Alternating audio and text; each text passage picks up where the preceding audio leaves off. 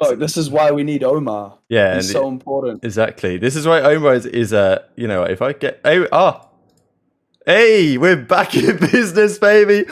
Come on. All right, fantastic. Let me just start because before everything else continues to go wrong, get the topics up. 3, 2, 1.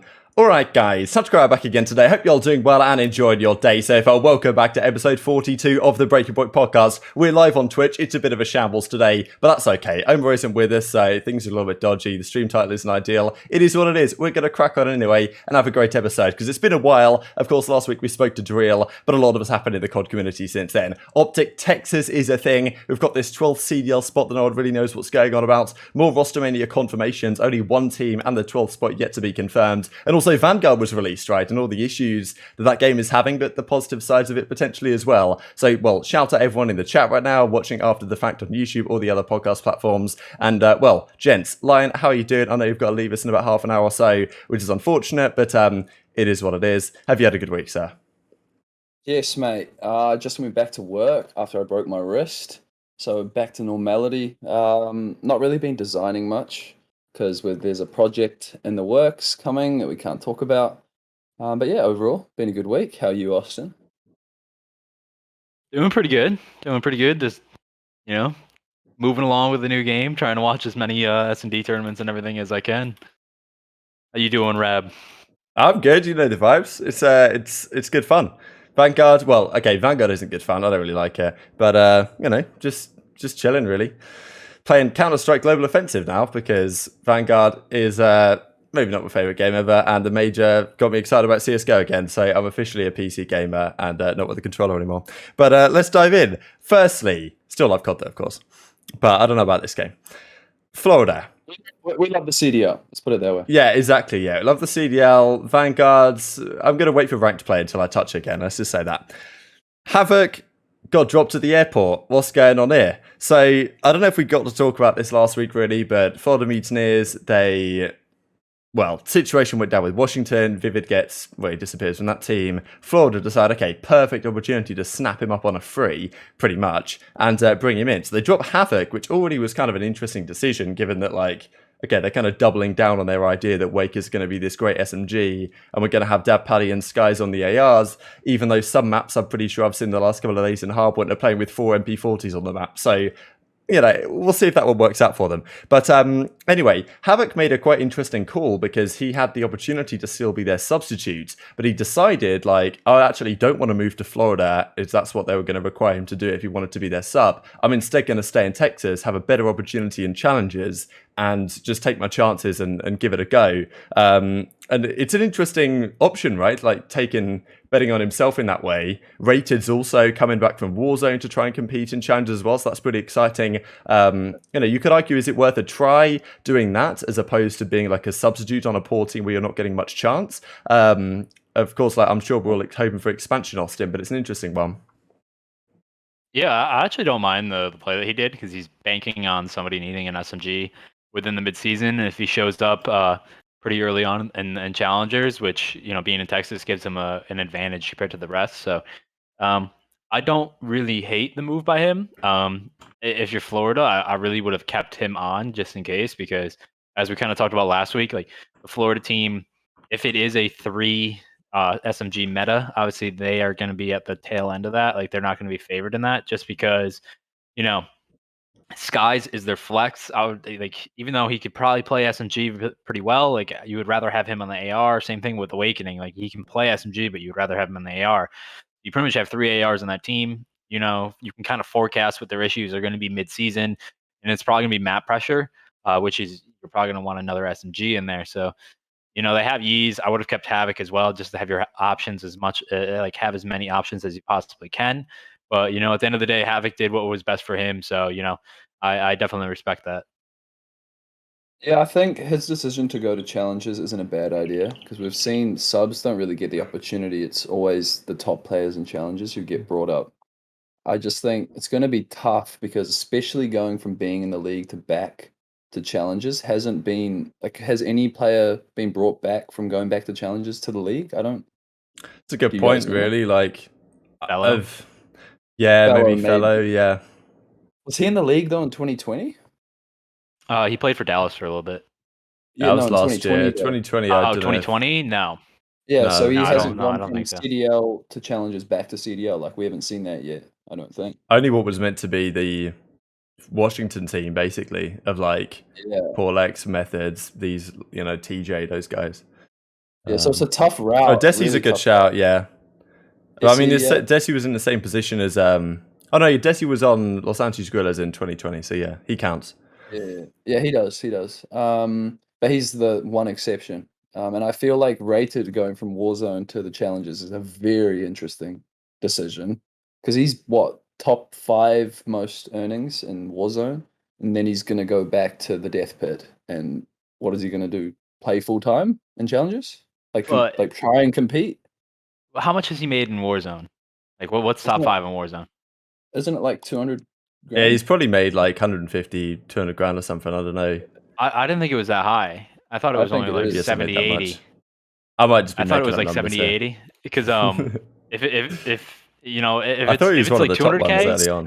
yeah, I know. It's 222,000. Okay, so that's a little bit more questionable, but he definitely has like the burning desire to play. So, you know, got to take the risk. And he's played really well in these opening tournaments. I think he really just enjoys like the mechanics of the game. So I mean, why not? You always have that Warzone to fall back on because he's just any CDL player can go back to Warzone and start pub stomping. It's a That's good what I point. was He's got a thinking, yeah. security blanket.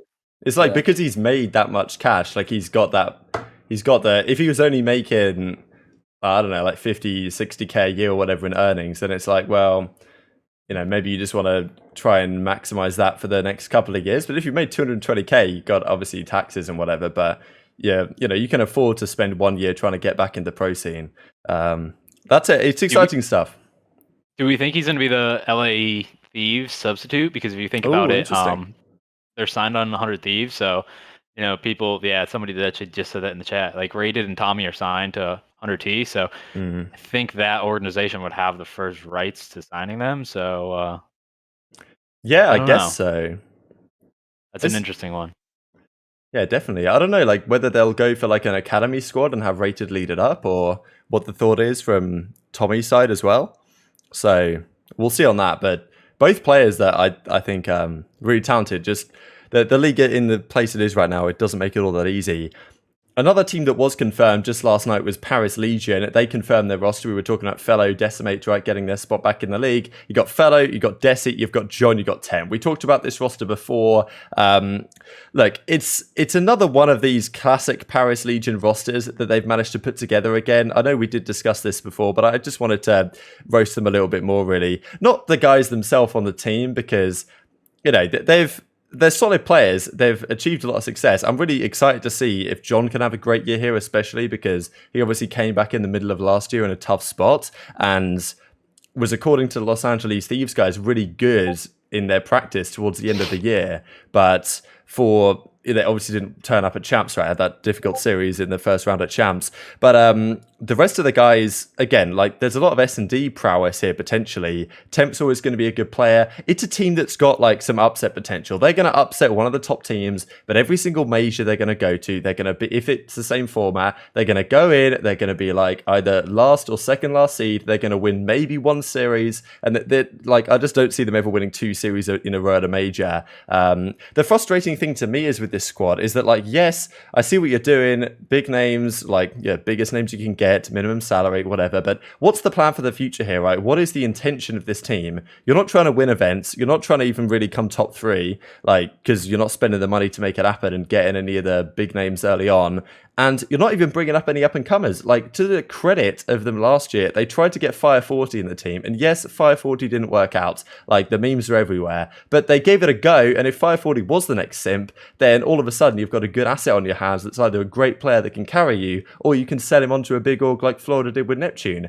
But instead, they go down this route where, effectively, I said in my video today, they're paying, I mean, they might be paying John, they might be paying Fellows straight into retirement. We don't know about the future of the other guys, but it's just one of these rosters, like, what are you thinking here? Are you just planning to sit top 11 and sell your spot on next year? Because that's what it smells like to me. I just don't get it, Lion. Oh, you're on mute. Oh, my bad. The interesting Okay. part is that Decimate went from not wanting to play on a team that had low potential in Seattle last year Yeah. to joining a team that's possibly got even less potential. I don't want to talk too soon because we don't even know. But from what it looks like on paper, it seems like Oh their shit. chances are pretty minimal.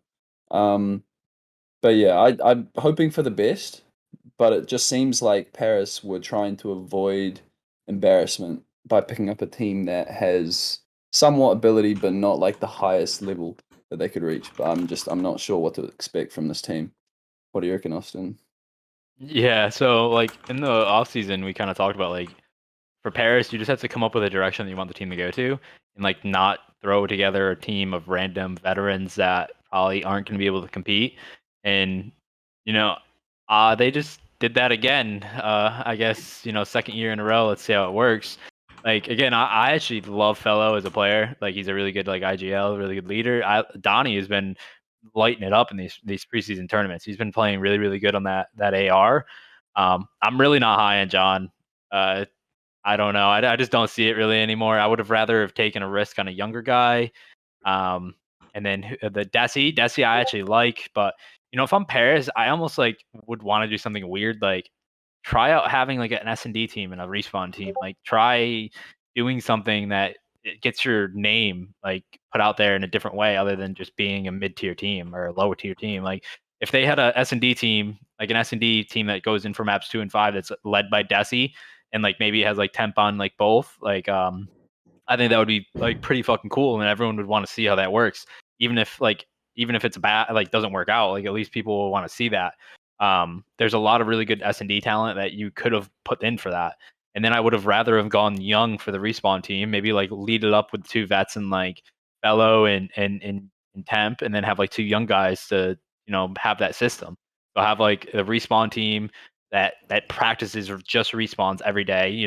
Your whatever game 3 is going to be in hard point, and then you have your S&D team who is still there, like still within the culture. But I just feel like this is like, where does that get you next year? Like let's say you finish in the top 8, you finish 8th, right, for the season. Like like I don't know. I just don't know what the end goal for this team is. Like I guess they just want to be as competitive as they've ever been, but in the 2 years, what is that, like 10th place that they've had? So they just want to be better than 10th place. So I I don't know. It just seems like a weird. I like some of the individual pieces, but I just would have liked if they were, I guess, more creative. I don't know. I agree. Yeah. It's just like, yeah, it's just what are you hoping to achieve? That's just my thought on the matter. And that's the thing. I'm pretty sure they made a grand total of $0 prize earnings last year or something. It was either $0 or it was 10K. I think it might have been zero. Like I don't think they got top 8 at a major. I think it was either top 10 or top 12. They may have snuck a top 8, but it's like, okay, we're going to get off the board in the prize money. But yeah, I mean, look, I agree, Gamer King. Like Paris can't afford better players, but like that there's players in, like obviously they didn't want to deal with the whole visa complications for the European amateurs, but there's certainly players out there in the North American side. Like, you could have got even a guy like Saints or Spart or some of these guys. Even if you're going to get like a Tom Gravity and say, all right, fair enough, it's Gravity, it's your time to have a shot as a B and an AR in the Pro League. I would have shot for Yeez when Yeez was. He's another good shout, given the like Florida when Yeez chaos. was in his turbulence with Florida at the time. I would have gunned for Yeez and told him you can be a starter for respawns or something. What about Paul X? Is he still in the dark? Nowhere. Venom, Paul X. Yeah, You have so that many young team. players that you could have. I Paul, don't know, man. like his stats were ridiculous last year. I never posted his CDL card because it was too good. I never said that. Legit, it That's was funny. too good. I was like, this makes no sense. If I post this, I'm gonna get fucking destroyed. Oh But man, I remember like when he first came into London, he was really good. yeah, and he like consistently all season. I think he deserved the spot for next year or this coming year. But maybe a team like Paris would have been a good fit. But I mean, it didn't work on London last year, did it? So don't really know what I'm expecting with that.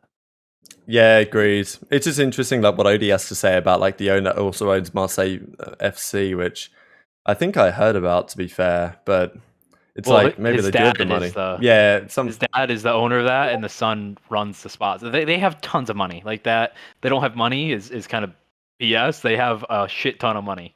It's just they don't think for the money that you put in during the COVID year, like it's still a COVID time, so it's a tighter budget. They just don't think like putting in that budget is going to reap rewards right away. So it's better to build out, like be here for now, and then build out in the future.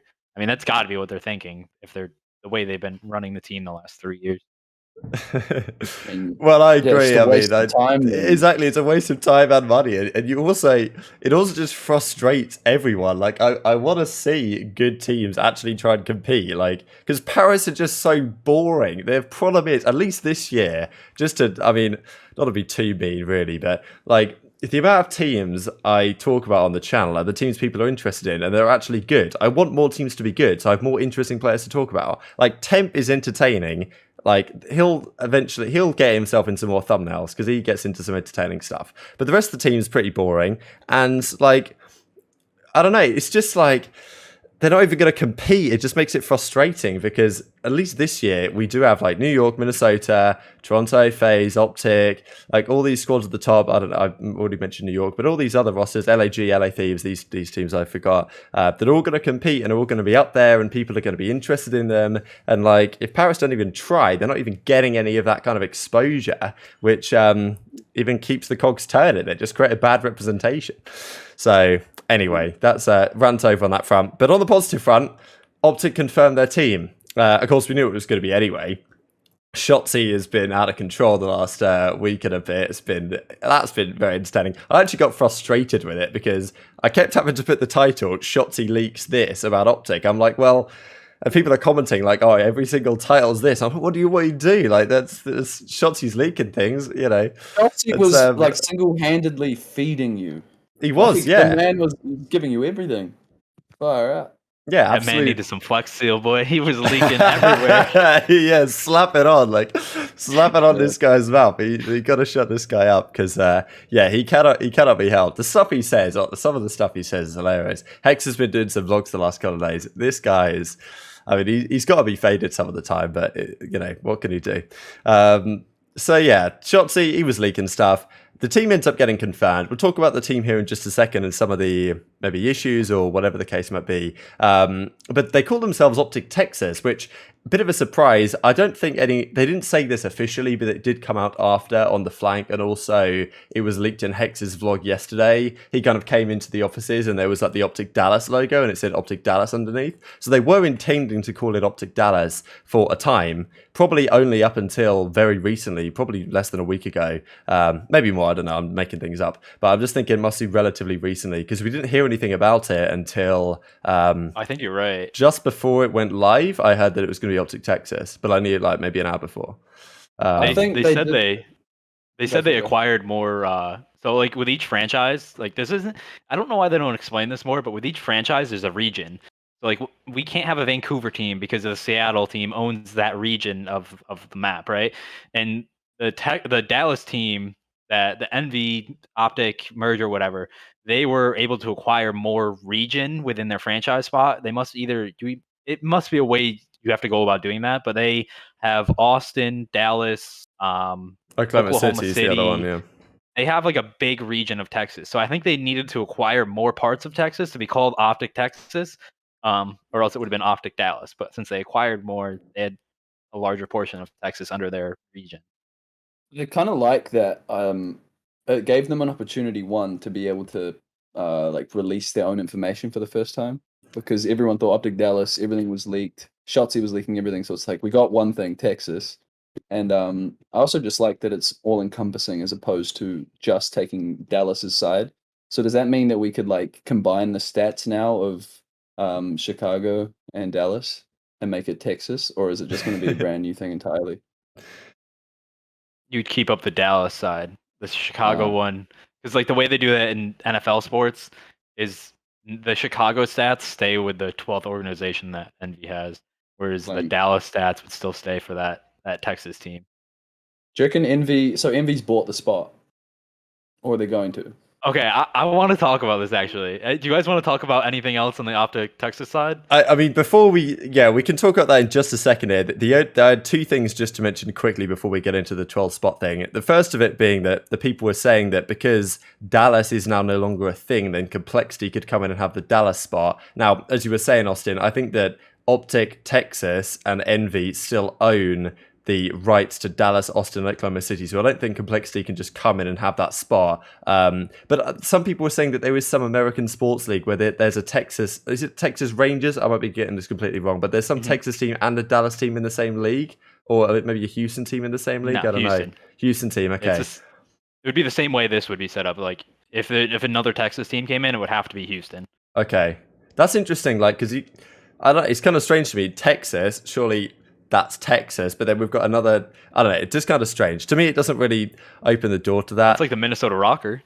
Yeah, true. That's true. a whole state too. No, it makes sense. Florida But like Mutineers. having another team within the region of another team just seems strange. The regionalization is a strange one, but I agree, Odie. Texas is bloody big. The other thing is, like, I know we kind of touched on this before, Lion, but your thoughts on like the branding and the logo, because it turns out Blake from like OpTic TST, he designed the logo, which I didn't know about, but I thought, like, I think they've done a really good job with it. The initial one we saw I thought looked kind of nice, but when we see these variations, like the black variation and like the way you can do the outlines, I think it looks really good. So from a designer's perspective, like as you said, I think there wouldn't be too much you could have done differently.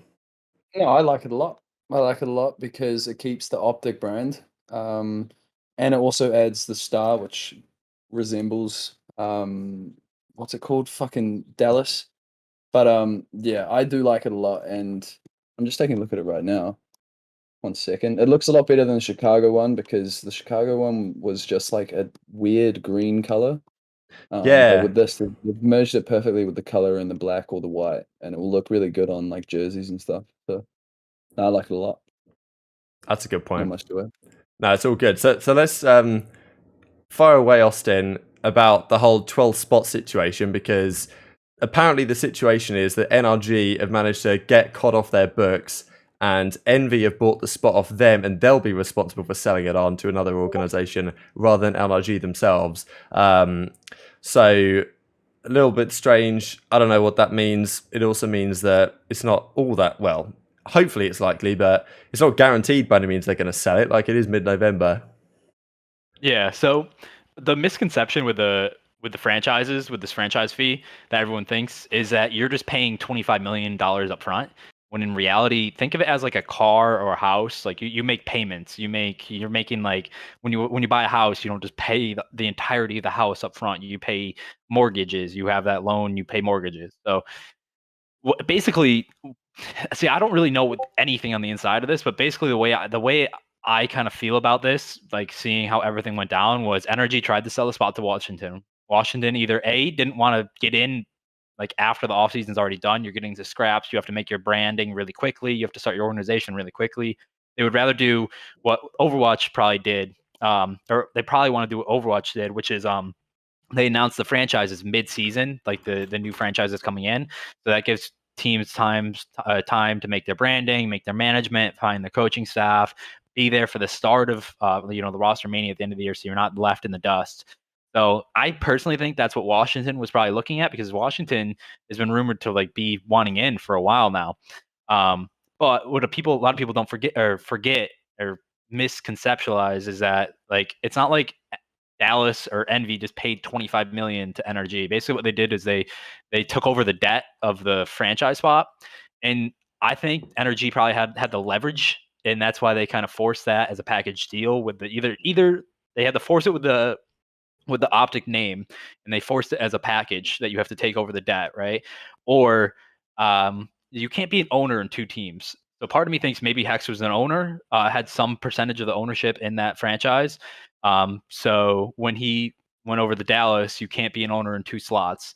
So when the Washington thing fell through, maybe like Envy had to take it. Like, that was the leverage that NRG had, because there's no reason for Envy to actually take that without it being forced to from NRG in some way. There has been some leverage for that personally, because like now Envy is stuck with a 12th organization, which everybody knows they have to sell, right? You have to sell it, or else there's no 12th team.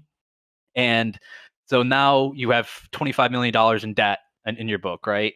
And you're trying to give that to somebody else, right? So now everyone's basically going to be saying like, look, I know you have to get rid of this, so I'm not going to pay you. I'm not going to take over all 25 million. I'll take over like 20 million. I'll take over 22 million. Like I'm not going to take all of it.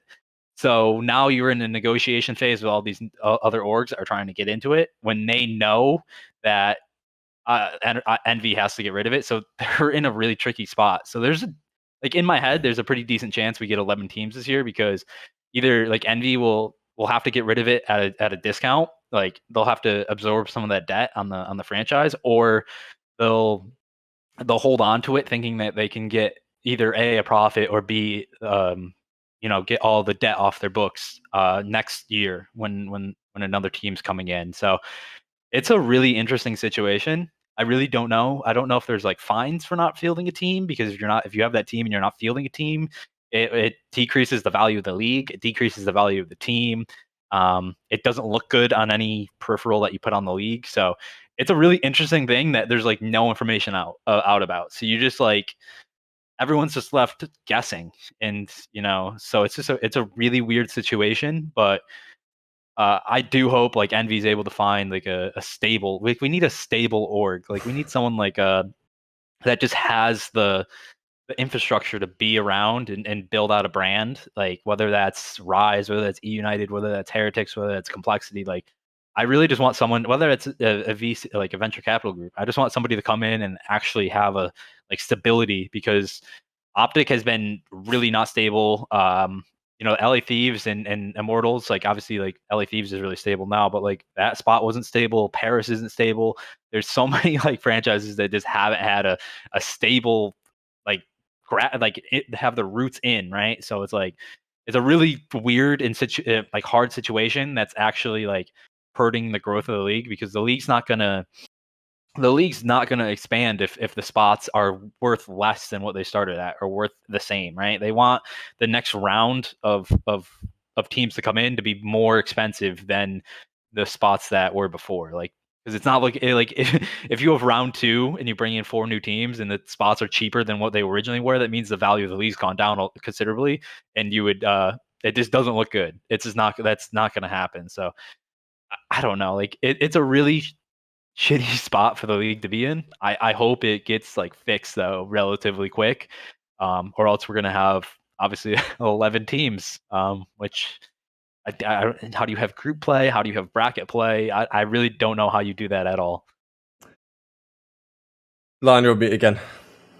Oh, of course. I was thinking though, imagine the impossible if they bring back Huntsmen, like under the Envy banner. And you know how in Formula One, how Red Bull owns 2 teams and they have like a junior team and a top team? They could almost make like Envy could make their academy team like in the league and grow their players Imagine there. the conflict of interest, man. Can you imagine? I know. Yeah. Exactly. Yeah, but like I mean, I feel like that would be better than 11 better teams. of an option. Exactly. A grand final, Huntsman versus OpTic. I mean, Hastra just whispers in the air, like, come on, lads, let the main team have this one.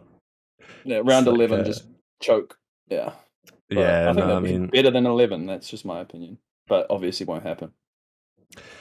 Well, but I mean, I don't know. It's tough. Like, what all potentially comes in? So, I mean, as Flukenator says, like, like, I'm pretty sure Huntsman will still be an NRG trademark, because it will probably have been like the copyright unless they sold it to HECZ. belong. Unless they did, maybe HECZ wanted it.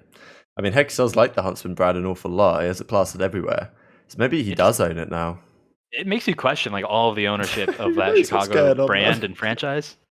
Like, honestly, I hope we find out tonight on the flank.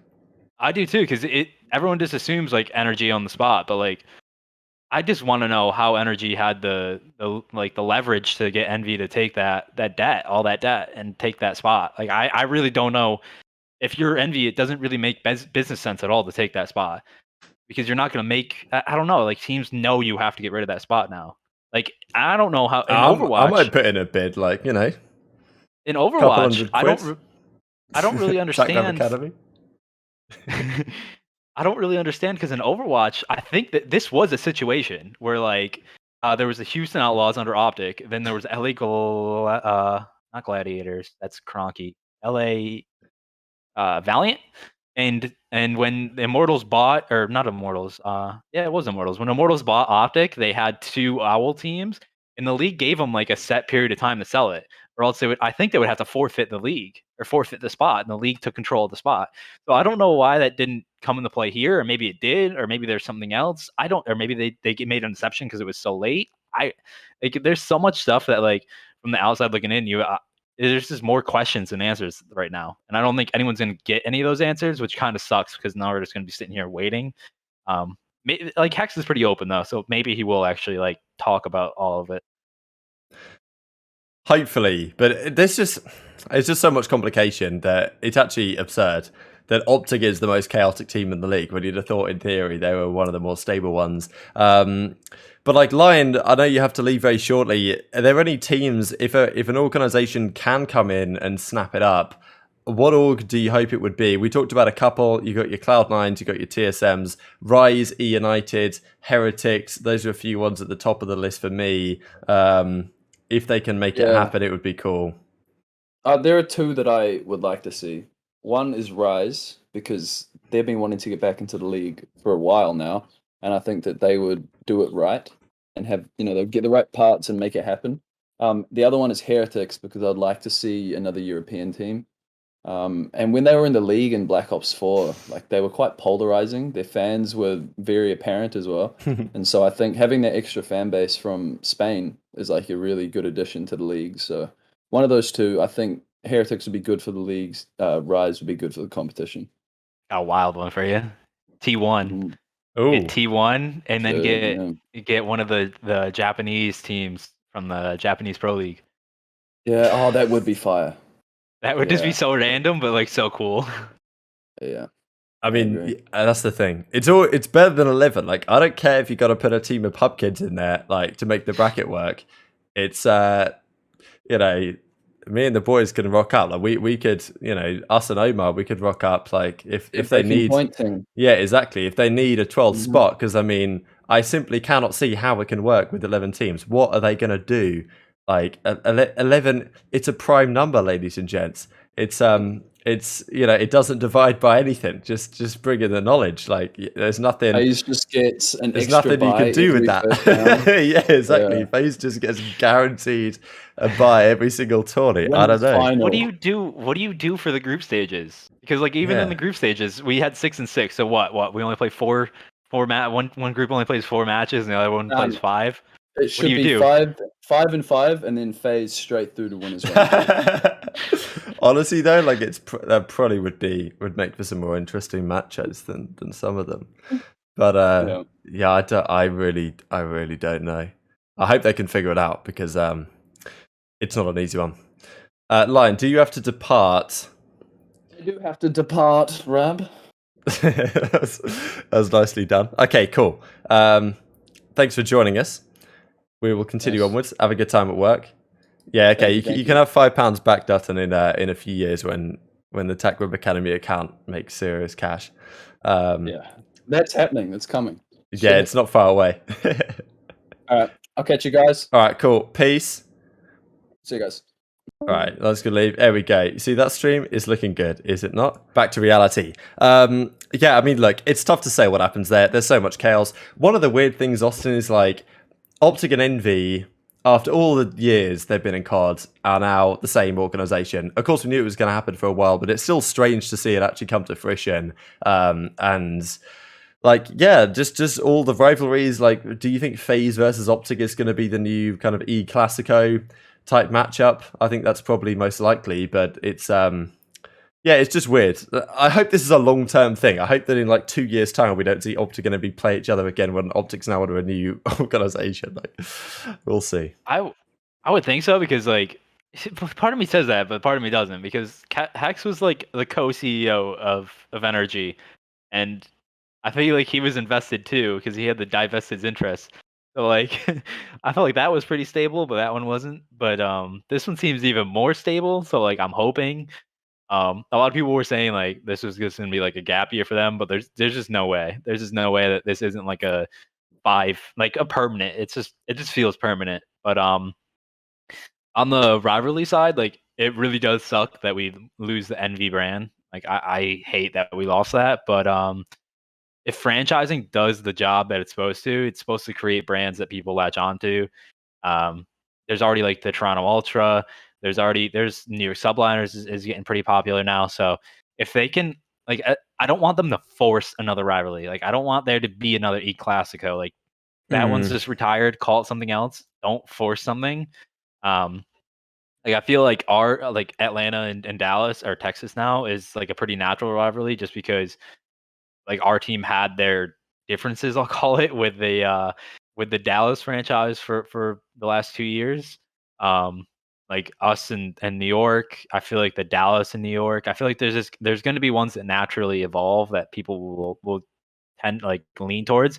I just hope we don't see like them really forcing storylines and then something that would have grown naturally doesn't because it's being artificially pushed. So that's just my 2 cents. Yeah, I think that's fair. I mean, there's a load of great storylines going to happen anyway, because you just think, just the fact that Crim is now on New York just automatically means that we haven't really lost any rivalries. And the LA, like the Los Angeles derby is way better this year than it has been, more than likely. So, well, certainly is due to the storylines of the players and where they've been before and this type of stuff. So, I don't think we're going to have an issue about that.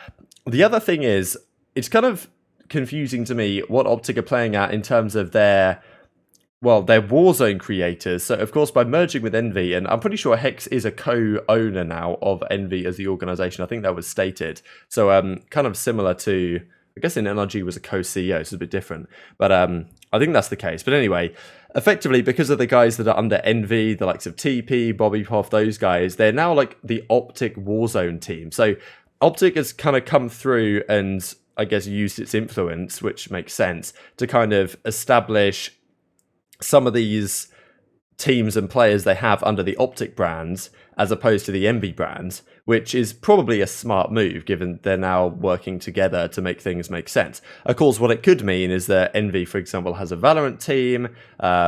Like, could we see OpTic with Envy make some returns elsewhere? Because it seems like they've got a lot of things planned right now. So it's like, you know, do we see OpTic back in some other esports as OpTic? Because, you know, I think HECZ, well, everyone was tweeting about the major grand finals, but HECZ was like, you know, CSGO, it's a beautiful esport. OpTic, of course, had their success when they were in that esport for a while, but that didn't really work out for them. So it's, yeah, exactly, as Korsakoff says, is OpTic just going to be Envy's COD wing? I don't think that they want to limit it like that, but, you know, what do you think, Austin? I think it will be limited like that. I feel like that's why the only other team under Envy that you saw switch from Envy to OpTic was the Warzone creators. You didn't see anything else switch.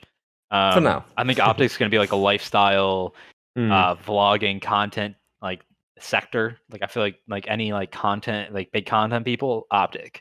And then anything they do with Call of Duty, OpTic. And then if you have like any other esport, like I really do think you're gonna have Envy for most of those. That's why Envy is not changing in like Rocket League. They're not changing in Valorant. Yeah. So like, and I feel like OpTic had cash flow problems, so I don't think like this makes it so they're just able to go pick up a top tier CS team or anything like that, because you wouldn't be able to pick up a team that's in another esport with, like, they won't be able to get a Valorant team, they won't be able to get a Rocket League team because of the conflict of interest. So yeah, I really do think it's gonna be like a content creator lifestyle Call of Duty wing of Envy, and then you have like the esports side, which will be like Envy. I think that would make sense, yeah. I just wonder, I think certainly in the short term, and it's also kind of like from Hastro's perspective, you don't want your, like, you've effectively, I mean, they call it a merger, but I don't know, like maybe they'll explain that a bit more later, but it seems kind of like Envy's just kind of acquired OpTic, even though it's called a merger, they call it a merger, but I don't know about that one. So if you're Hastro, you don't really want HECZ and OpTic just taking all your, you know, all your eggs away, right? And all of a sudden all your teams are getting rebranded and like, where's Envy gone, right? So I think he wants to, I'm sure he'll be trying to be careful about that. At the same time, it would be nice to see them spread their wings a little bit.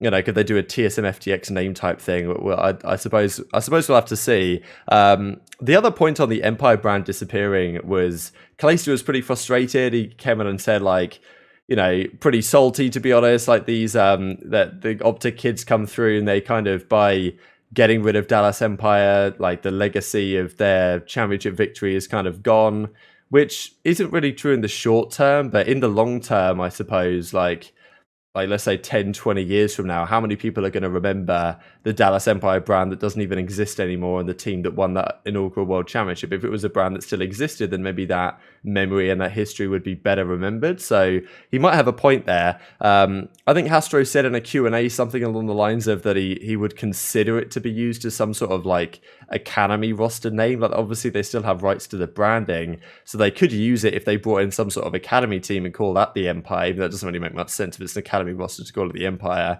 Like it's kind of got to be a bit of a, you know, sounds like a bit of a main gig deal to me. But I don't know. But yeah, like, do you see it ever being used again, or is it just gonna be consigned to the realms of history? So it's actually really weird to me. I hope I don't say this wrong. There was 2 or 3 franchises. It's actually happened in NFL and NBA that have used, like, in the NBA, you had 2 different organizations use the Hornets branding. I think it was New Orleans, and then Charlotte just changed recently, like within the last like 5-10 years too. They changed to the Charlotte Hornets, but it was originally the New Orleans Hornets. Now they're the Pelicans. But in traditional sports, you have actually seen where branding has swapped between different franchises, like that, like the exact name. So like I did see like some New York Empire stuff. Like people were asking for that on like Twitter. The only thing with that though is then you have to look at new trademarks for that market, and New York Empire is. I can bet my life savings that is already trademarked for something. So you would either have to buy out that trademark, or there would just be so many hurdles to go over for that. That would just be ridiculous.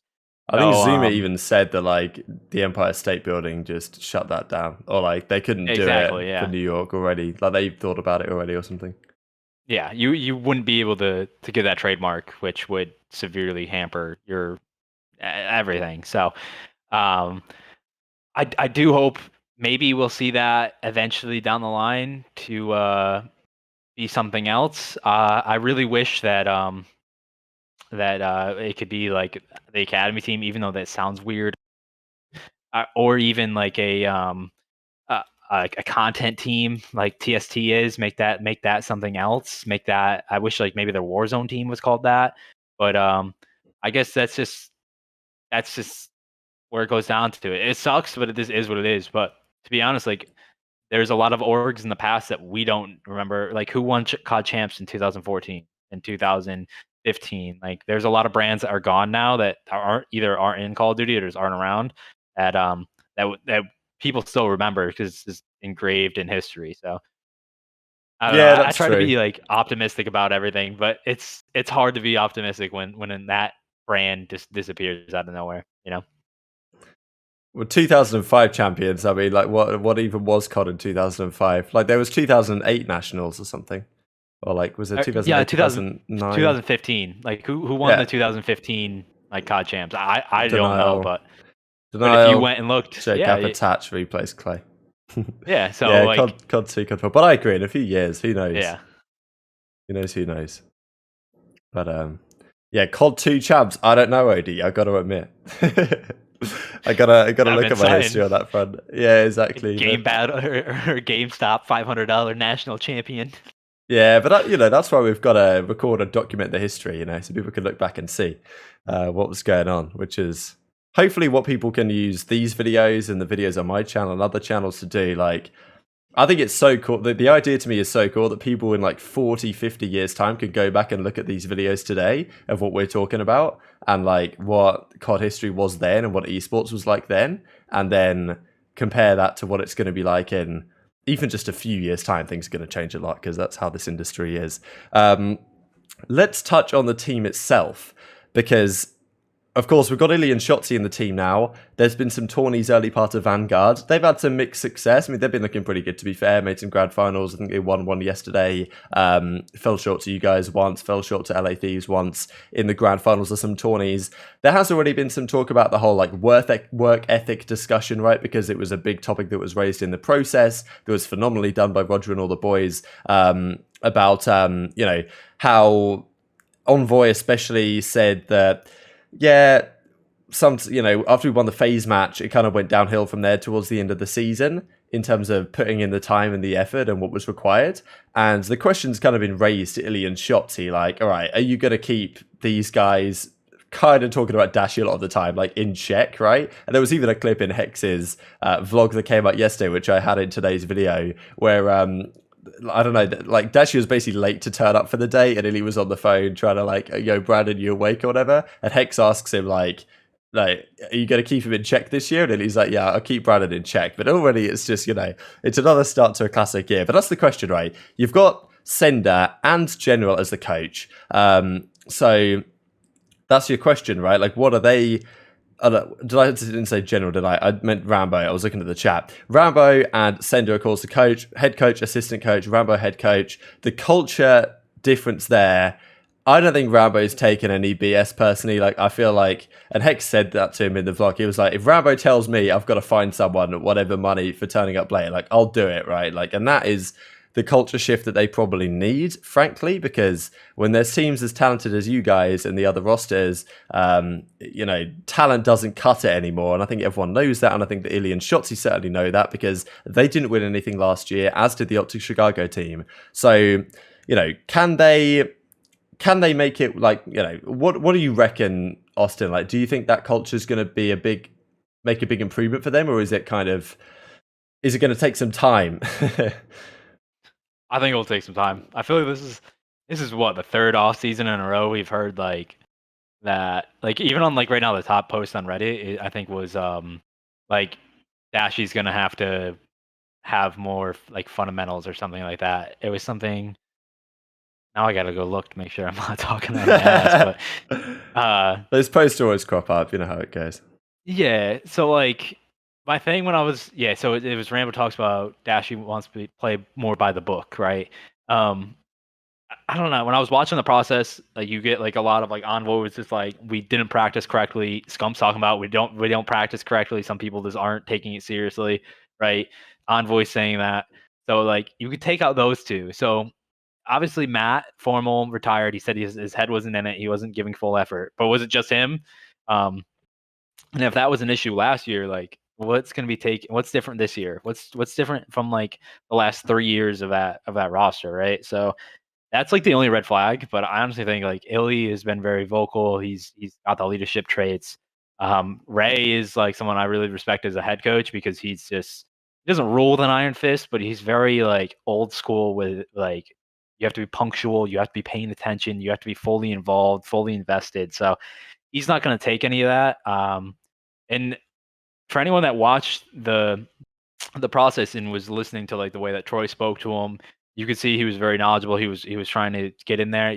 Like he is a good coach. Like he has a lot of the traits that just are like I don't know. He puts his full effort in. He's very active. He knows what he's talking about. I just think like some of the times maybe people were just checking out and not putting in full effort. And I think that's when Ray comes in with that. So like you're gonna get the most out of Troy because Ray's gonna be in there with like his no nonsense, policy. So hopefully that works for them because they got a lot of talent and hopefully they are a top team because that just makes even better matches. So I do they have all the talent in the world. It's just putting the pieces together as a unit and having the correct culture for when you do have a road bump. You don't just spiral down and just hit rock bottom again, which is what happened last year with OpTic, which is what happened for a couple of years now. So it's just about you need the safety blanket within your culture to keep you propped up when you're having a bad time. And if you don't have that, like you're not going to win, or you're not going to win consistently. You're going to be good, very good one day, and very bad the next day. So like that's one thing that like those two coaches will obviously bring, and it's just about putting it together on the leadership side, on the vocal side. And that team, honestly, everyone thinks they're gonna be really good at S&D. I think they're gonna be better at respawn. I think once the respawns start kicking in, that's where you'll start seeing them have their high ceiling. I don't like they have the S&D names, but nowadays everyone has the S&D names. What I think is they're going to be like a 1-3-4 team that's just really good at those modes. So that's what I'm looking forward to for them. Yeah, it's I definitely have more confidence they can put it together consistently this year than in the last couple, but I think Rambo and those guys and just Ilya and Shotzi very recently teaming with Crim and that kind of culture in the team is probably going to help them. The other question is, I did mention General, I said he was their coach, but he's not. He's their substitute, we think, for next year. At least I think that's what Hastro said, which makes sense, right? Like, that's how OpTic work, kind of family thing. You bring him over. He had the segment in the OpTic pre-show, General Knowledge or whatever it was called. That's pretty cool. But as a substitute, it's kind of just the comparison I made was to you guys, of course, picked up Rustini as what I think is your sub. I don't know if it actually got officially said anywhere that he's your substitute, but I'm like he's not replacing anyone in the starting team. So that's as far as it seems right now. But Rustini to me seems like pretty much the perfect substitute for you guys, because not only does he have great chemistry with all of your guys, but and has had great success with them in the past, but also is pretty much capable of running like any role, because if any of you guys get injured or ill or something goes wrong with passports, I don't know what the case might be, and you actually need a sub to fill in for any role, then Prasini's pretty much the perfect guy. Like, he could be an entry sub, he can be a support sub, he can be a flex if you need to, like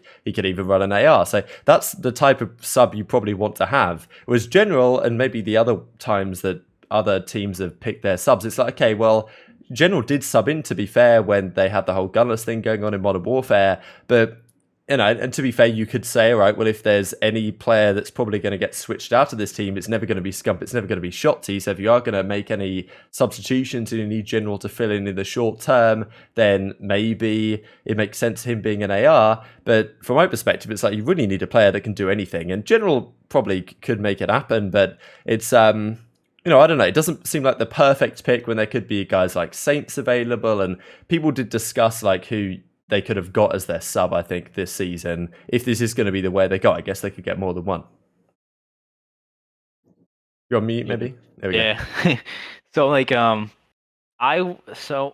this is why it's weird. So you can go one of two ways. You can actually go one way where it's actually go three ways. You can go, first one is pretty obvious. You can go like a content route where you get somebody who's just funny, because like realistically, you're not going to really sub anyone out of this. It's time.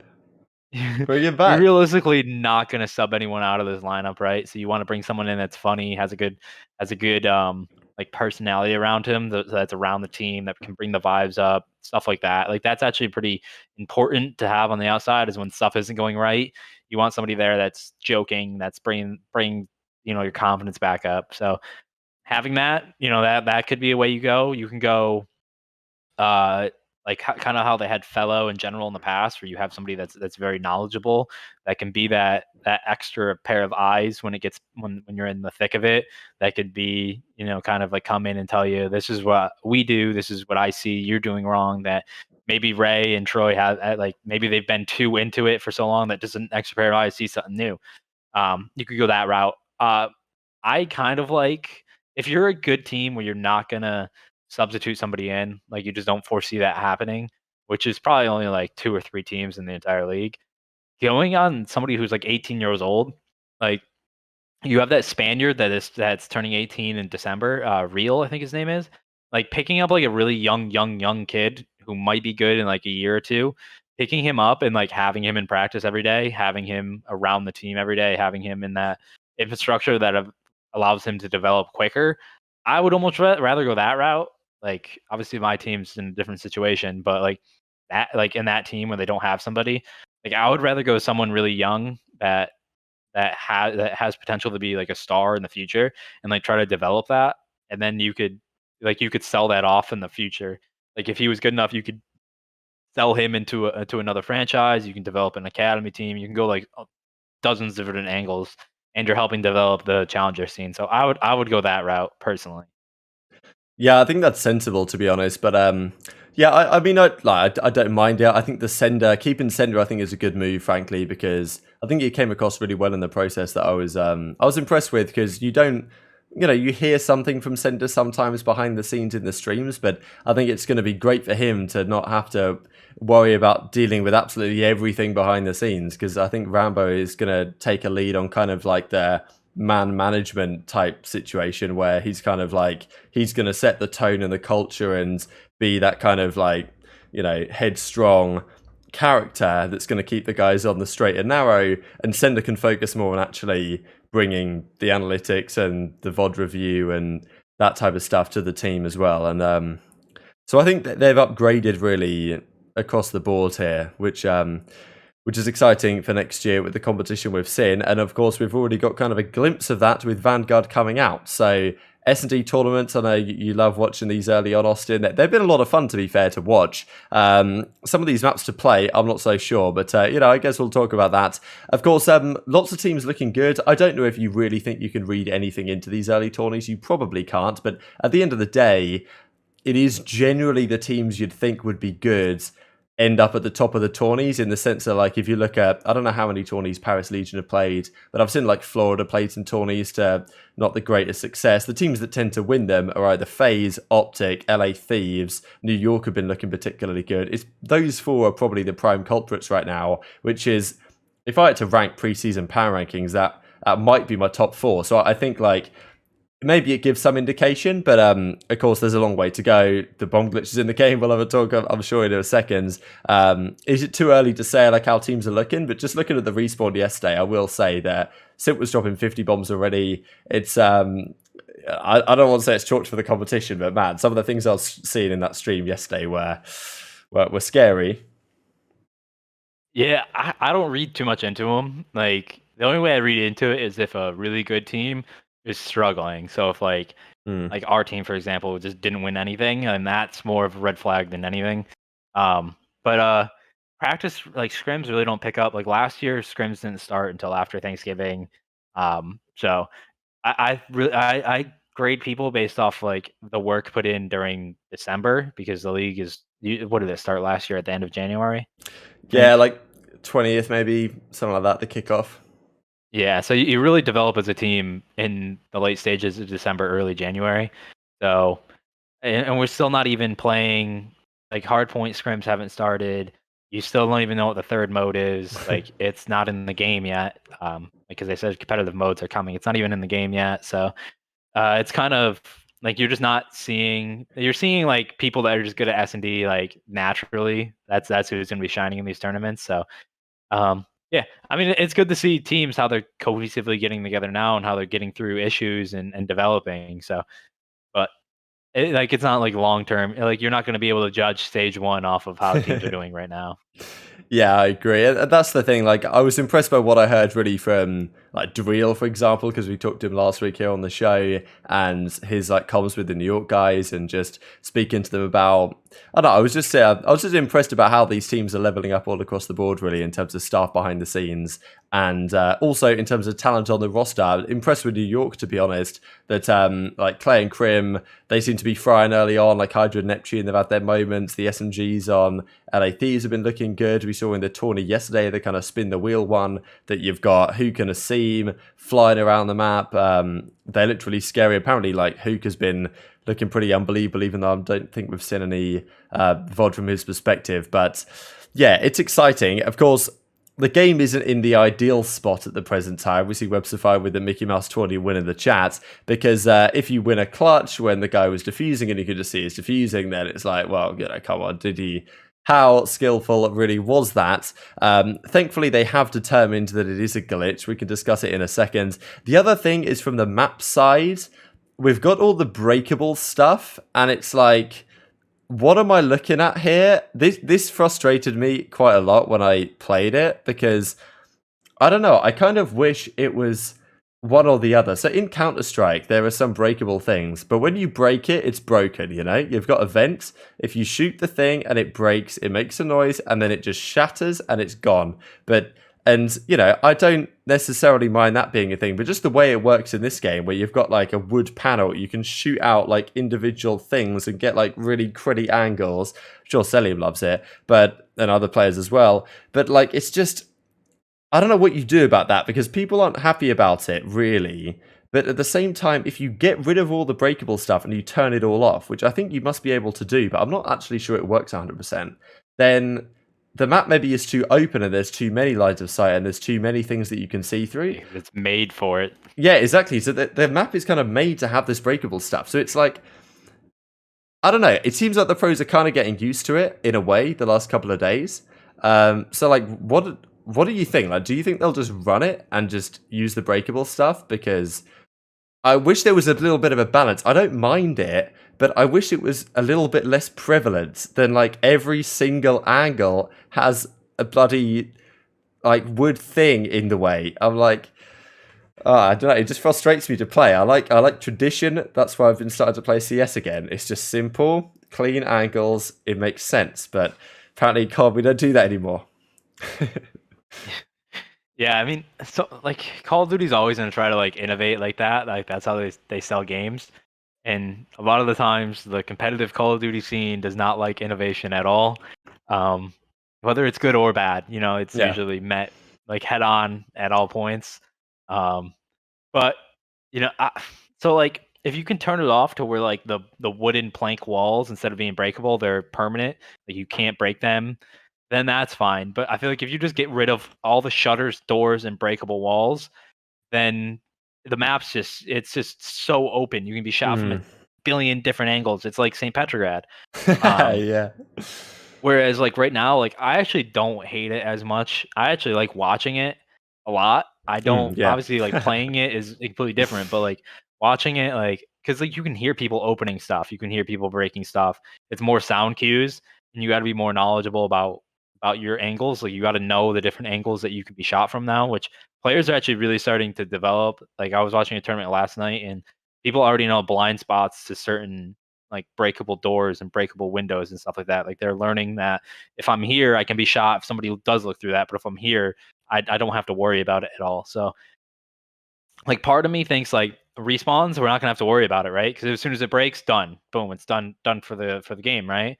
And within the first 20 seconds, that everything's gonna be broken, right? So you're not gonna have to worry about it as much. It's more of just the doors, which we could turn off doors, and then respawns are fine, right? It's more of the S&D. But the more I watch, like I kind of like the finesse of the doors. I kind of like that. I kind of like the finesse of the windows at times. It is a little like annoying, but I don't know. I feel like the game is so made like map design wise for it that taking them off is gonna make the maps a lot worse. And it's like you can't just pick and choose which maps you turn it off on, Yeah, I agree. I think like I'm kind of learning to, at least from the viewer perspective, I'm quite happy to go for it because I'm generally in favor of trying to keep the game as similar from a casual side to the competitive side. And I would love to see, I don't really want a casual player tuning in and thinking, well, why is that door not there? When I play, there's a door there. Like, what's going on? Like, I think that the doors can add something, at least in Search and Destroy. Like, there are some cool moments where you peek open a door, you throw a stun grenade through. Like, I don't know, it's not great, and I wouldn't say it's my favorite type of game to play.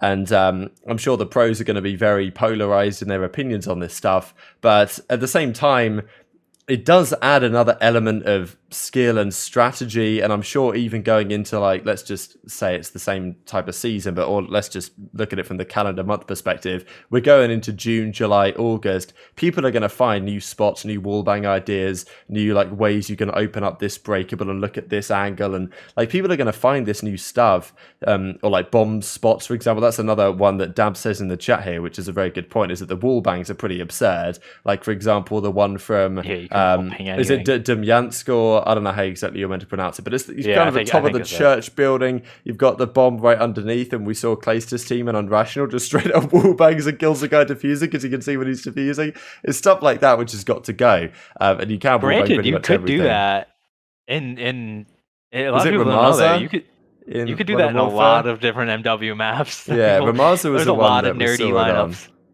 There's a lot of nerdy lineups that didn't get shown in that game. Oh, really? Wow, the boys had it prepared, but it was too cheated to use or something. Oh yeah, Arklov was one, from mid on top of the circle thing, like the well, or whatever it was. there's a lot of nerdy ass spots, but like I don't know, like I don't love the breakable walls or the doors or the windows. I just don't know if you take those away, like what the maps turn into and like how shitty they really become because everything is open. Like I feel like a lot of people would say for them to be taken out, but like I don't think people realize like how many different you're gonna place. It's gonna slow the game down so much because you're gonna have to clear 97 angles every time you move. So I just don't know. Like, does it suck? It's in the game and the maps are designed for it. Yeah, but I feel like we almost have to make the best out of it. And obviously, I'm not playing the game, so I don't know. That's why I stay out of GAs. That's why I stay out of all that. The pros are gonna decide what's best for them playing the game. But I don't know. There's just so many questions. But I mean, overall, like S&D tournaments and everything have still been a blast to watch, and players have adapted pretty well to everything. Like it's not like it's horrible this year.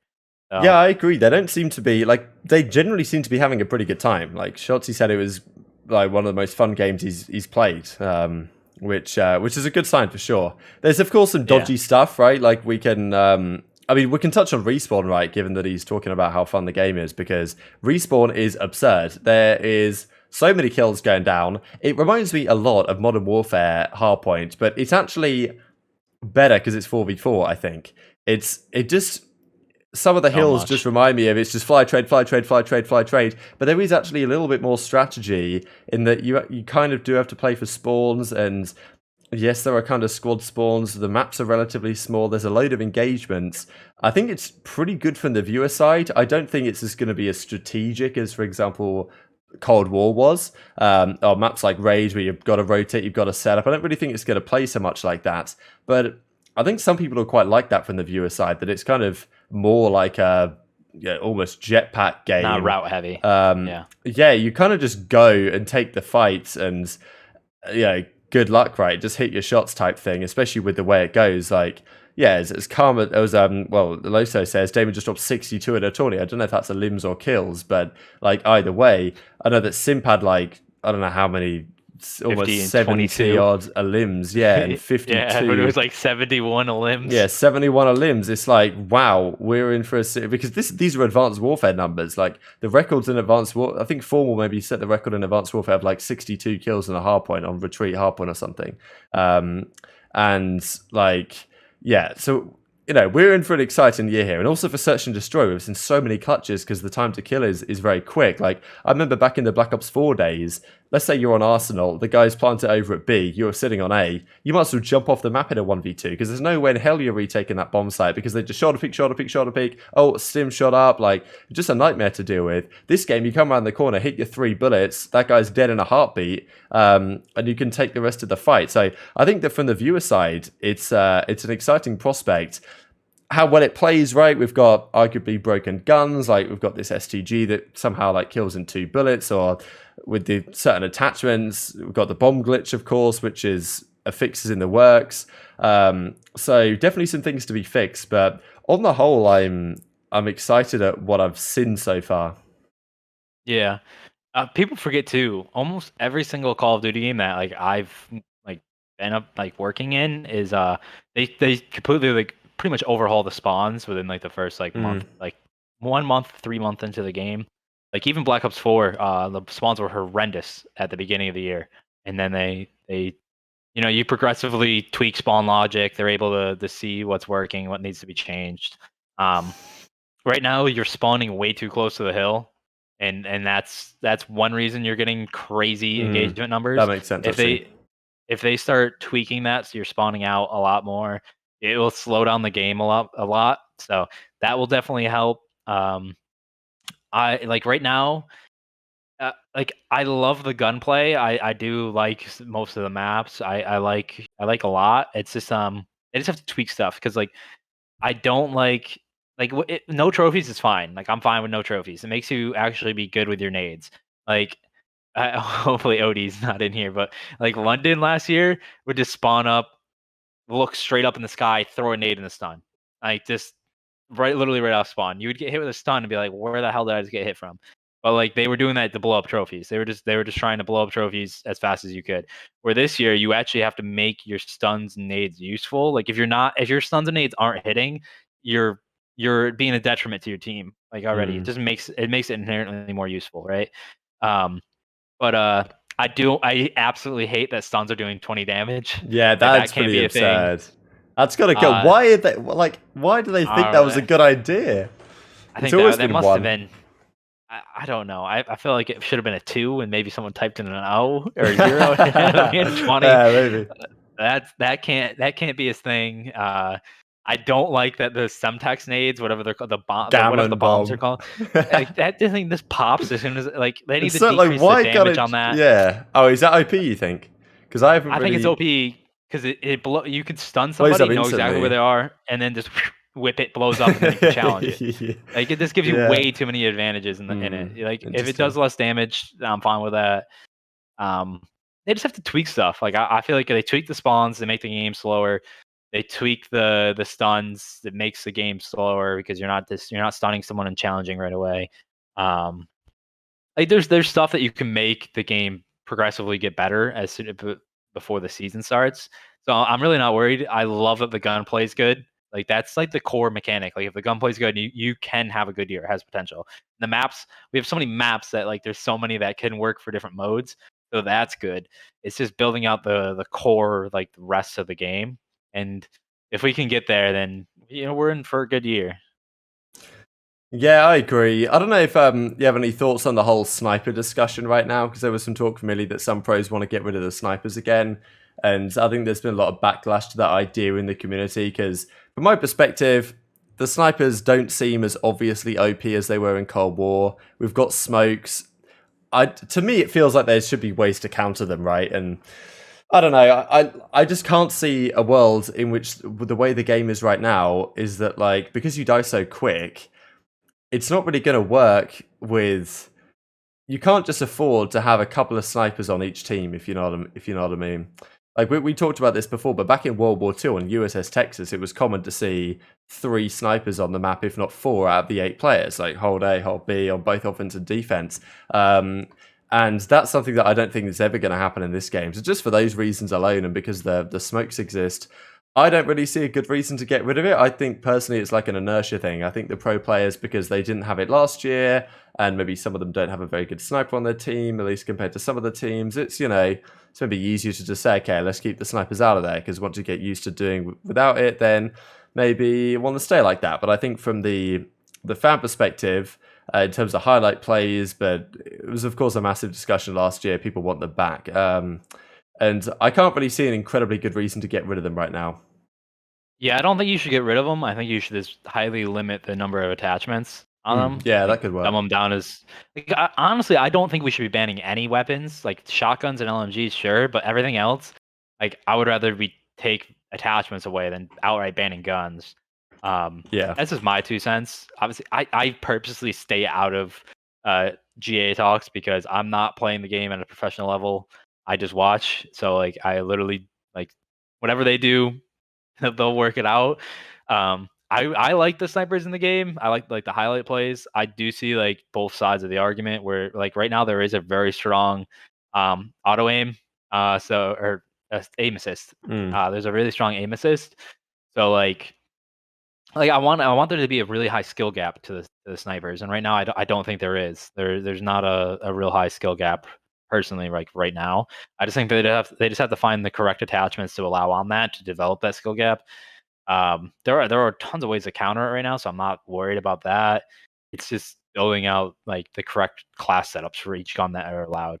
But yeah, I mean, this year I like you probably won't see simp, like, sniping for our team because, like, the SMGs are so valuable to be running. So, like, it's going to be interesting how you see snipers deployed. It will probably be your ARs that are running the snipers majority of the time. At least I think that's personally that's how I see it. Just because you want as much map pressure as you can out of your SMGs. So it'll be interesting. I want them in. I like them in. I like watching sniper plays, like the Maple. I don't know if you saw the Maple 1v4 that he had with a sniper. Jesus Christ, man. Gross. That guy's disgusting. Especially with the sniper. I like that kind of play. I see both sides of it, though, because, like, with the aim assist, like, there's no difference between, like, a lower tier pro using it and a higher tier pro using it. Like, I don't know. Like, if they could just dial down the aim assist. But, like, Well, it I comes don't down to know. positioning. Like, Yeah, like I if you're don't want better that at that, bullshit that's the excuse difference. again But though. Like it's different. Like yeah, okay, you can set up shop and you can pre-aim with it, but like there's not all that many. Like a lot of the highlight plays during Modern Warfare, like it's you about get movement on centering, it. it's about movement, it's about like peeking into an angle and taking an important fight. Like it's not every sniper fight is just like let's just hard aim. The guy comes around the Yeah. corner, You're my right, just yeah. drags it, and I shoot him. Like there's some Well, skill that's what I to mean. positioning and stuff. Like I see both of it. I like obviously I don't know enough. Like I haven't played S&D with snipers really, so like I don't know how actually powerful it is. I haven't seen too many snipers in these tournaments. Like I see some, and you'll like see them in the back line somewhere, but I haven't seen like anything where like a sniper just absolutely takes over a map and they're just ridiculously crazy. And especially with low time to kill, like an AR can you miss one shot, an AR is gonna beam you. So it's like I do I don't know. Like I like snipers in S&D. So hopefully we just figure out whatever attachments. Like if the quick scoping is going crazy, then just take out the attachment that makes the sprint up time, like from for the slowdown, or make the ADS slower. Like there's ways to fix issues. I hope we just don't broad stroke just get rid of guns, because I feel like that's how we distance ourselves from like the casual side. We can limit with like this gunsmith. We can limit the attachments on stuff that severely nerfs them ourselves. Like that's what we should be doing, is nerfing them with the attachments. And if that doesn't work, then you can get rid of the gun. But I don't know. That's just my 2 cents. I agree. I think that's like the one thing that all the attachments does allow us to do is like, if you look back at Black Ops 2, if the FAL's too strong, you kind of just have to get rid of it, because you can't say to people, all right, you're not using stock on it or whatever. You just, there's only 3 attachments you could use. You Because just the have base to kind gun of is say, just that good. base gun's OP, it's got to go. But in this game, like that's why I've been kind of struggling to have a fun time in public matches, is because my guns aren't leveled up enough to have good attachments on, and therefore I'm just on the struggle bus because I'm using an absolute burger weapon. I'm like, can I be bothered? So, well, exactly. I think your theory could work. The final thing I want to discuss before we close out here is about this whole, like, because people are saying, well, at least initially, as soon as people discovered the bomb glitch, it was like, damn, people are cheating against me by using it, but you can't really not use it when it just says on your screen. Yeah. It's impossible to avoid. But there was some real cheating going on in a Kraken tourney we had a few days ago. Just wanted to touch on this because one of the more absurd things I've seen in like Shiv and Co and like his other teammates, Capsidel and the boys. Like, I don't know. I kind of like giving the benefit of the doubt, but in a situation like this, it's kind of difficult to, when you're teaming with a guy who like gets told to turn on his stream to prove he's not hacking, and then the wall hacks are just visible on his stream, and you're like, you've just been exposed by Scump and the OpTic guys in front of 50,000 viewers. It's not a great look, completely blacklisted for the community, and then comes out and drops the name of the other so-called cheaters that he's known for the last couple of years. I think he was wrong. I think exactly. Some people were saying that those guys weren't even cheating, but maybe some of them were, some of them weren't, right? So it's like, what is even going on in this community right now? I can't believe the audacity of this guy to try that. Like, at least if you're going to beat some pro teams in some tourneys for not so much money, and then when it actually comes to playing a team like OpTic, I watched the first map of that series, they 6-0'd OpTic. I was like, lads, okay, either these guys are insane or there's something dodgy going on here.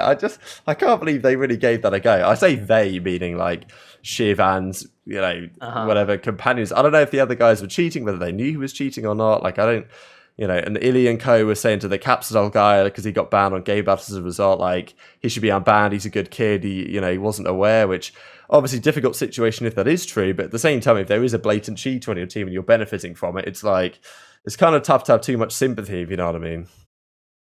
Yeah. So like, okay. So part 1, I like Shiv. I'm blacklisted forever. I think that's like an automatic ban for your career. Like, I know, like in CS, if you get a back ban, like you can get that when you're like 14. But if you're cheating when you're 18 or above in a professional tournament, and you are dumb shit enough to do that, you are gone for the rest of your life. Like, I just think that's just sweep. I don't care what you come back as. I don't care if you reinvent yourself to div after. You're just done. Like, but I do think his teammates like should still get a ban. Like, I don't think they should get a lifetime ban, or I think it should be like 1 month or 2 month. Like, you should get a penalty, so that scares you from teaming with even potential cheaters that you think you don't know. Like I don't think the rest of his teammates knew, but I don't know for sure. It's like such a tricky situation. Like the capsule kid has been around for a while, like for the last like, Yeah, year. no, yeah. It's like I personally I don't know him, but like it's just like such a sketchy situation that there still needs to be like a punishment. Um, it sucks because like I guess like however they handle it is okay as long as that Shiv kid this gets blacklisted for the rest of his life. But like this brings us to like part 2, which is like there shouldn't be any amateur tournaments for any large amount of money till the anti-cheat arrives, because the anti-cheat is a kernel level anti-cheat. It's gonna be like fucking insane like that. It's gonna detect cheats. Like a lot of like if you cheat, you're getting caught. Like I'm gonna like if there's a challenges tournament with the anti-cheat out, I'm not even gonna assume anyone's cheating. I'm just, like that's when you're gonna start knowing who's good and not. So like I personally don't think there should be any challengers tournaments until the anti-cheat drops, whenever that is. I know a lot of these guys like livelihoods are on that, but like just imagine if like because like you get points that rank you in this. So what happens if you get beaten by a cheater and you're an upcoming team and you don't get the points, the pro points, and you place lowly in the next tournament, and you're messing up people's futures, careers, future earnings. Like a lot, if you're getting shit on at the beginning of the year because like LAG for example, right? LAG Academy got stuck with a low seed because they had a bad start. They kept getting low seeds, which affected them. They couldn't get higher in the tournaments because they weren't hosting, and it was like the complete opposite of Westar because they were both located in the same place. But Westar was getting more hosts inside of the servers, which is another issue altogether. Yeah. But at the end of the day, I don't think there should be any challenger tournaments, at least major ones. There should be no like above like $2,000 like prize pool until the anti cheat drops, because it's just you just don't know. And even if it just sucks because even if a kid isn't cheating and he's just really good, you don't know, and it's like, such a kick in the nuts. But like that's why I just save the big money till when the kernel level anti-cheat drops, which is going to be soon. Like they didn't put a date, but it's got to be soon. With it Because dropping they're in Warzone. dropping with the Warzone map, right? So Yeah. it's got to be soon after then. Mhm. I agree. It's unfortunate. It's difficult, but I agree with your final point there. Like that's the point that frustrates me is the guys that actually are legit and are actually nasty at the game that get accused of cheating, but that's just how it is. I mean, it's been like that in CS and other games for years. Hopefully, this will do something about it, and we don't have to talk about this in a few months. But it's difficult. Like the anti-cheat announcement comes through, you start playing Vanguard. You kind of in the back of your mind, you're thinking, all right, we're gonna be scot-free. But then the cheaters are like, all right, boys, this is our last chance. Big money Vanguard tourneys early on. This is the last chance we can ever cheat and win a tourney. I mean, so, a cheater won a 50K tournament in Europe last year, and I love how like no one, it was talked about for like a week, and then like no one talked about it. But, like, I won't say his name because it's just out there if people look this up. But a kid literally won like I think it was like 40K in a huge tournament and retired the next day. So like there is like cheaters are winning cash, which fucking really sucks for the people that are out there really working their asses off for this and trying to make it a career. So like the thing is like what if you're just super nerdy and like know all the wall banks? Like it actually terrifies me. Like if MC was an amateur right now, like an unknown amateur, he would be banned in a heartbeat because he's really nerdy with like wall banks and stuff. And you almost get punished for that in the current amateur scene because if you're nerdy and you know all these crazy ass wall bangs and you're just killing the people through walls because you know the lineups and timings and stuff, well, people are automatically going to think you're a cheater.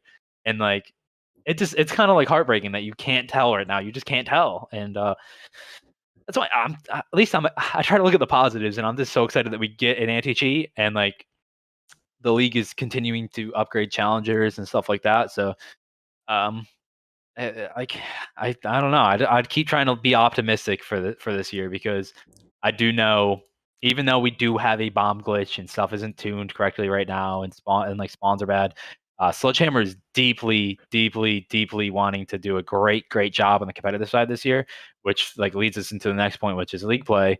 Like Sledgehammer is very active in trying to make sure this is a great year for competitive. So when league play does drop and everything, when tournaments start, like it's going to be a very good year for competitive. Like I'm gonna be really sad if it's not great because like I'm just like confident. everything around it.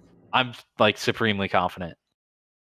Yeah, absolutely. That's the thing with the cheater thing. Like I saw that, just your final point, I saw something on the CSGO subreddit today, and it was simple went to this angle on Mirage from like kind of jungle area down to ramp, and he just knew the timing so well of when the guy was going to peek that he just fired one shot with his AK and headshotted the guy. And the people in the comments were like, if I died like that, I think this guy was cheating 100%. And then you look at his profile and it's bloody major MVP from last weekend, and you're like, well, you know, it's kind of the Selim situation you're saying. You died to someone in these spots, and if it wasn't Selim, you'd think this guy 100%. If, you know, Selim spelt his name backwards or something, or went on a different account, you'd think this guy's dodgy. It's just one of those things. But ranked play is a big discussion. I hope that it arrives sooner rather than later. I wonder, because we know that Trek are working on it and stuff. I would love to have it drop in. Well, the game's been out almost a week now. I would like it to drop ideally like 3 weeks after the game launches. Maybe that's optimistic. They probably would say if it was dropping then. It would be cool to see it in early December at least. I hope they don't go down the route of like, oh, well, like, let's have the game launch. That'll be exciting for people. That'll get them in. Oh, then we'll do the Warzone drop. That'll get people excited again. Oh, then we'll drop League Play in like February again, and that'll get people back into the game. Like, I hope that they don't do that deliberately on the timelines just to keep people excited, because it's important to their game to have League Play arrive as early as it feasibly can. Of course, right now, no idea what the competitive episode modes are going to be, so that it's obviously going to take some time. We need control or CTF in the game. Even then, you could do League Play even before that third game mode is in there. Just play the other two modes on the maps. It's going to be a bit of time, but I'm optimistic. Mm-hmm. Yeah, definitely. I'm very optimistic. So, look, apologies everyone for the dodgy episode today. It wasn't ideal. I thought it was probably better just to get a stream up and an episode up than not at all. Afro is quite good at Vanguard. That is certainly good to hear. It's exciting for the London side. But yes, thanks all for watching. If you tuned in on Twitch, thank you very much. Hit the follow button. Thanks for the new subscribers.